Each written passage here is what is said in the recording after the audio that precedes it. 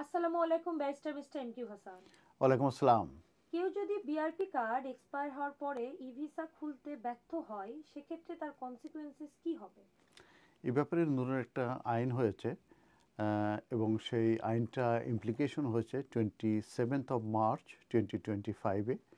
এবং যে আহ, আহ, আইনের মাধ্যমে মূলত এই চেঞ্জটা আনা হয়েছে সেটার নাম হচ্ছে immigration biometric information etcetera amendment resolution 2025।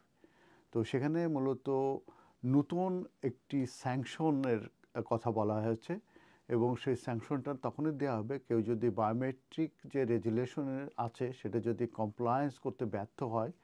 এবং এটি মূলত ই ভিসার ক্ষেত্রে। এবং এই চেঞ্জটা ইমপ্লিকেশন হয়েছে 27 মার্চ 2025 থেকে। তো সেখানে বলা হয়েছে আন্ডার রেজুলেশন 21-এ যে কোনো বিআরপি যদি এক্সপায়ার করে, ফ্রম ডেট অফ এক্সপায়ারি থেকে 18 মান্থসের ভিতরে যদি কেউ এই ই ভিসা সেট আপ না করে, তার মানে ই ভিসা অ্যাকাউন্ট যদি কেউ ওপেন না করে, সেই ক্ষেত্রে তারা ফেস করবে স্যাংশন।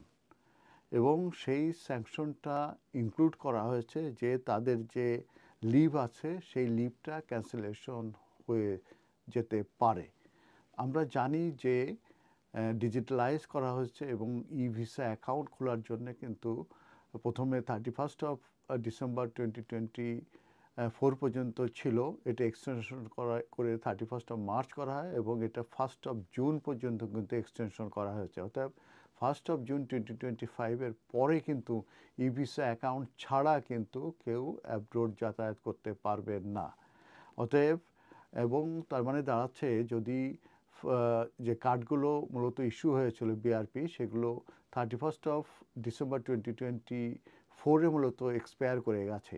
অতএব ওই ডেট থেকে, তার মানে 1 জানুয়ারি 2025 থেকে 18 মান্থসের ভিতরে কিন্তু এই বায়োমেট এই ই ভিসা অ্যাকাউন্ট কিন্তু সেট আপ করতে হবে।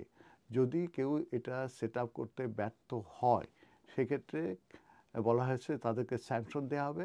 এবং এই স্যাংশনের ভিতরে কিন্তু এটাও বলা হচ্ছে যে তাদের যে লিভ আছে সেই লিভটা ক্যান্সেলেশন হতে পারে।